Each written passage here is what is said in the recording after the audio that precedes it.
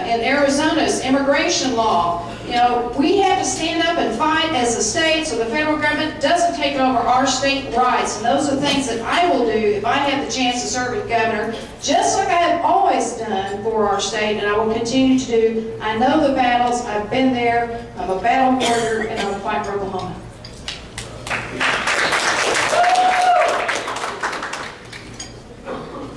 This is a time for not just fighting, but a time for leadership, folks. And the 10th Amendment, states' rights, has been one of the key hallmark pieces of my legislation.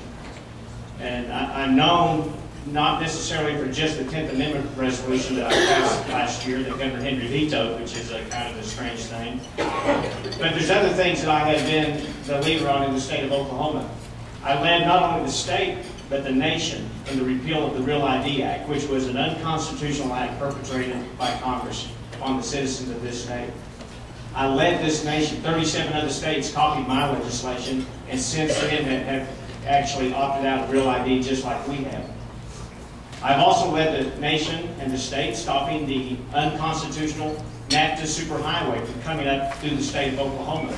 I was a Senate author this year of opting out of Obamacare, and we use the old belt and suspenders method. That will be on the ballot for you to vote on this year. We have a constitutional amendment. I also wrote legislation to put that in the statutes, and also wrote legislation that would allow the Senate Pro Tem and the Speaker of the House to join in that lawsuit with the other states.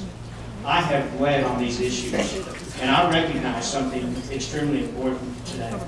If we have a chance to take our country back, and I truly believe we're in trouble in our nation, and a lot of the policies that have come from the halls of Washington, D.C. have now literally infected the state of Oklahoma.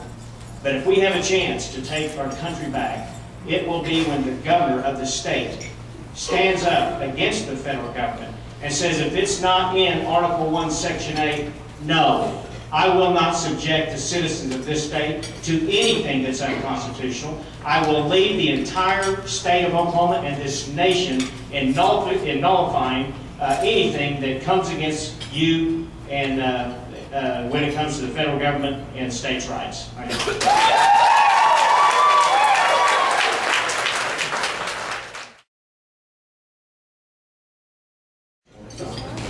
Well, let me just first of all say thank you all for coming today, and I am very excited about the opportunity of serving as your next governor of the state of Oklahoma. So first of all, I ask for your vote, and I would appreciate that. And I have over 20 years experience in government.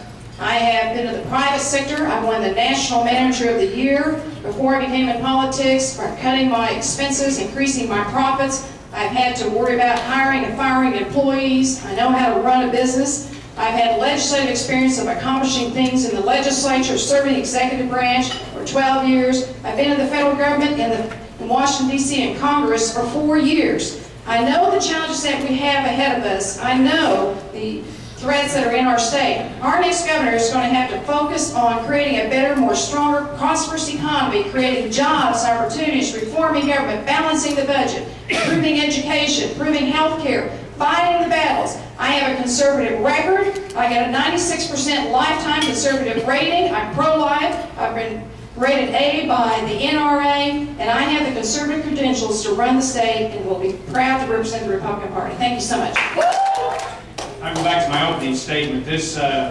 governor's race is about leadership, and it's about vision. And I have a crystal clear vision on where Oklahoma needs to be. And I know how to get us there. And it's not with one more government plan. It's not with a government bailout. It's not with earmarked spending from our stimulus.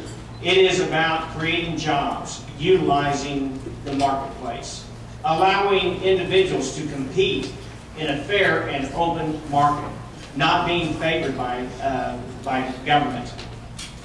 Now I'm asking for your support, and we truly have an opportunity ahead of us in this next coming year. And I believe, again, if we're going to take our country back, if we're going to change course, get back going in the right direction, it's going to take some bold, courageous leadership out of this governor's office. If you look at my slogan on my information that I send out, you'll see one thing: no strings attached. Thank you. I appreciate it.